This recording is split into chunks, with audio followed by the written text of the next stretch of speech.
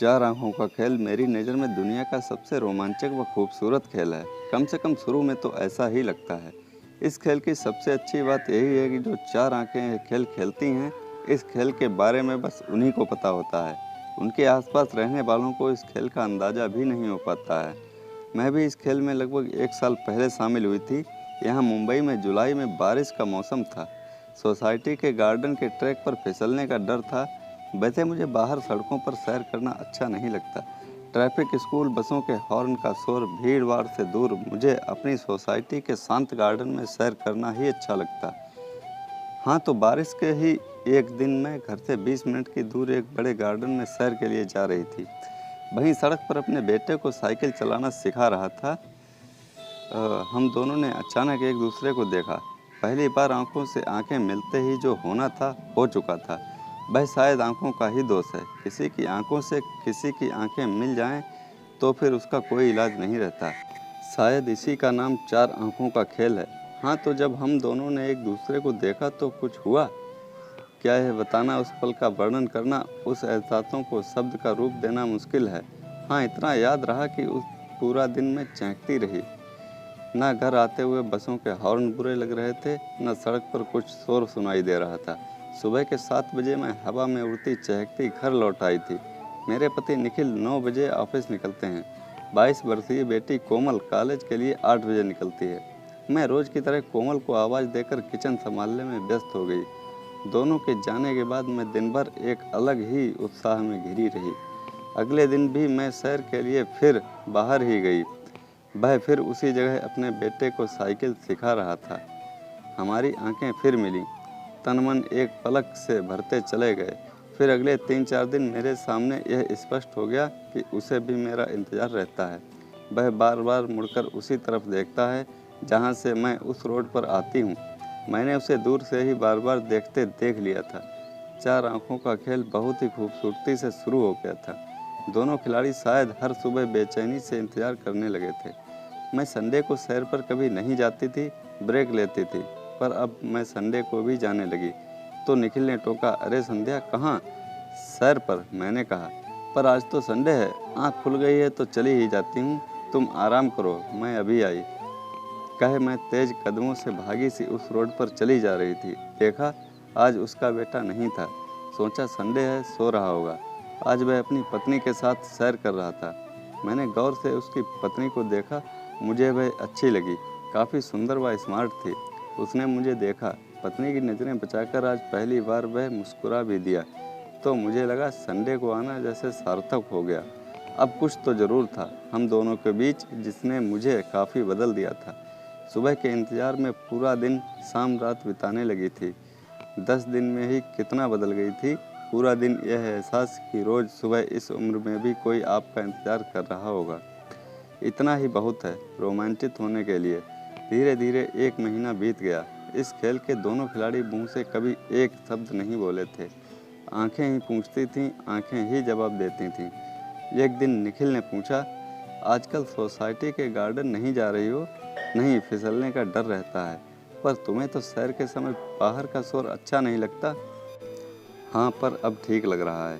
कहते हुए मन में थोड़ा अपराध बोध सा तो महसूस हुआ, पर चूंकि इस खेल में मज़ा आने लगा था, इसलिए सिर झटक कर अगली सुबह का इंतज़ार करने लगी। बारिश का मौसम ख़त्म हो गया था, पर मैं अब भी बाहर ही जा रही थी। अक्टूबर शुरू हो गया था। चार आंखों का खेल अब और भी रोमांचित हो चुका था। मैं उसे सिर्फ देखने के लिए बाहर का शोरगुल पसंद ना होते हुए भी बाहर भागी चली जाती थी। पहले से ज़्यादा तैयार, सज संवर कर, नई नई टी शर्ट, ट्रैक पैंट में, स्टाइलिश शूज़ में, अपने शोल्ड कट बालों को कभी खुला छोड़कर, कभी पोनीटेल बनाकर, बुढ़िया परफ्यूम लगाकर सोड़सी सी महसूस करती हुई भागी चली जाती थी। सैर तो हमेशा करती आई थी, पर इतनी दिलकश सैर पहले कभी नहीं थी। उससे आंखें मिलते ही कितने सवाल होते थे, आंखें ही जवाब देती थीं।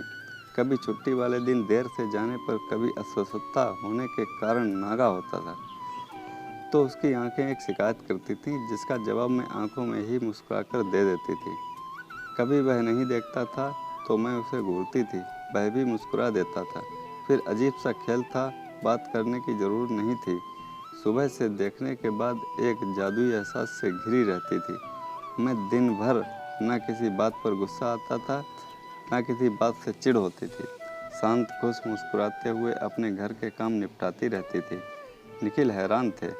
एक दिन कहने लगे, अब तो बारिश भी गई, अब भी बाहर सैर करोगी? हाँ, ज़्यादा अच्छी और लंबी सैर हो जाती है। सालों से गार्डन में ही सैर कर रही हूँ, ऊब गई हूँ। ठीक है, जहाँ तुम्हें अच्छा लगे। निखिल भी सैर पर जाते थे, पर जब मैं आ जाती थी तब फिर कमर दर्द से संबंधित शारीरिक अस्वस्थता के कारण मुझे परेशानी होने लगी।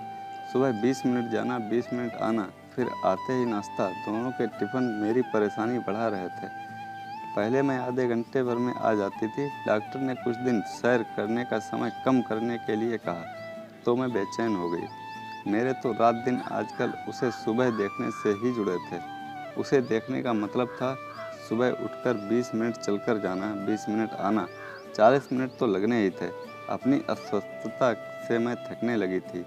अब वहाँ जाने का नागा होता था, क्योंकि आते ही किचन में मुझे 1 घंटा लगना ही था। मैं अब इतनी देर के साथ एक काम तो पूरा कर लेती तो पूरा दिन मेरी तकलीफ़ बढ़ी रहती। अब क्या करूं? इतने दिनों से एक सोटसी की तरह उत्साहित रोमांचित महसूस कर रही हूं। अब क्या होगा? सब छूट जाएगा। निखिल परेशान थे, मुझे समझा रहे थे, इतने सालों से यहीं सैर कर रही हो ना, अब सुबह सैर पर मत जाओ, तुम्हें और भी काम होते हैं, शाम को फ्री रहती हो, आराम से उस समय सैर पर चली जाया करो। सुबह एक साथ करती हो तो तुम्हारी तकलीफ़ बढ़ जाती है। डॉक्टर ने भी निखिल की बात पर सहमति जताई थी, पर मैं भी मानी। एक अजीब सी मनोदशा थी मेरी। शारीरिक रूप से आराम की ज़रूरत थी, पर दिल को आराम उसे देखने से ही मिलता था। मैं उसे देखने के लिए बाहर जाती रही, पर अब नागे बहुत होते थे। उसका बेटा अब तक साइकिल सीख चुका था। वह अकेला ही वहाँ दिखता था। 4 आँखों का खेल जारी था। अपनी हेल्थ की चिंता न करते हुए मैं बाहर ही जाती रही। 1 जनवरी की सुबह पहली बार उसने मेरे पास से गुजरते हुए हैप्पी न्यू ईयर बोला। मैंने भी अपने कदम धीरे करते हुए थैंक्स सेम टू यू कहा। इतने दिनों के खेल में शब्दों ने पहली बार भाग लिया था। मन मयूर प्रफुल्लित होकर नाच उठा। अब मेरी तबीयत खराब भी रहती तो मैं निखिल और कोमल से छिपा लेती। दोनों के जाने के बाद दर्द से बेहाल होकर घंटों बेड पर लेटी रहती। कोमल बेटी है ना, बिना बताए भी चेहरा देखकर मेरे दर्द का अंदाज़ा उसे हो जाता था। तो कहती थी, मॉम आपको स्ट्रेस लेने से मना किया है डॉक्टर ने, आप मॉर्निंग वॉक पर नहीं जाएंगी, अब आपकी शाम की सैर पर ही जाना। पर मैं नहीं मानी, क्योंकि मैं तो दुनिया के सबसे दिलकश खेल की खिलाड़ी थी। मई का महीना आया तो मेरे मन की उथल पुथल बढ़ गई। मई में मैंने हमेशा शाम की ही सैर की थी। मुझे ज़रा भी गर्मी बर्दाश्त नहीं है। 8-10 दिन तो मैं गई। मुंबई की चिपचिपी गर्मी से सुबह ही बेहाल पसीने पसीने लौटती। आकर कभी नींबू पानी पीती तो कभी आते ही एसी में बैठ जाती थी, पर कितनी देर बैठ सकती थी। किचन के काम तो सबसे ज़रूरी थे। सुबह इस गर्मी ने तो मेरे मन के भाव ही बदल दिए थे। इस बार की गर्मी तो इस 4 आंखों के खेल का सबसे महत्वपूर्ण पड़ाव बनकर सामने आई। बहुत कोशिश करने पर भी मैं गर्मी में सुबह सैर पर रोज़ नहीं जा पाई। छुट्टी वाले दिन चली जाती, क्योंकि जब आते ही किचन में नहीं जाना पड़ता था। उसे देखने के मुँह पर गर्मी की तपिश भारी पड़ने लगी थी। पसीना पहुँचती जाती। उसे देखकर जब वापस आती तब यही सोचती कि नहीं, अब नहीं जाऊंगी, बहुत गर्मी है। मैं कोई सोचती थोड़े ही हूँ कि अपने किसी आशिक को देखने सुबह सुबह भागी जाऊँ। अरे मैं एक मैच्योर औरत हूँ, पति है, बेटी है और इतने महीनों से हासिल किया हुआ। ना मुझे उसने कोई अफेयर चलाना है, ना मतलब रखना है किसी तरह का। जो हुआ बस हो गया, इसका कोई महत्व थोड़े ही है। जैसे जैसे गर्मी बढ़ रही थी, मेरी अक्ल ठिकाने आ रही थी। सारा उत्साह रोमांच हवा हो रहा था। गर्मी, कमर दर्द और सुबह के कामों ने मिलकर मुझे इस खेल में धराशायी कर दिया था। दिल तो अब भी वहीं उसी पार्क के रोड पर जाने के लिए उकसाता था, पर दिमाग अब दिल पर हावी होने लगा था। मन में कहीं कुछ टूटा तो था, पर खुद को समझा लिया था कि ठीक है, लाइफ है, होता है ऐसा कभी कभी। यह उम्र, यह समय, ये जिम्मेदारियां शायद इस खेल के लिए नहीं हैं। 4 आंखों के इस खेल में मैंने अपनी हार स्वीकार कर ली थी और पहले की तरह अपनी सोसाइटी के गार्डन में ही शाम की सैर पर जाना शुरू कर दिया था। तो दोस्तों, कैसी लगी ये कहानी? लाइक करें, कमेंट में हमें बताएं। धन्यवाद।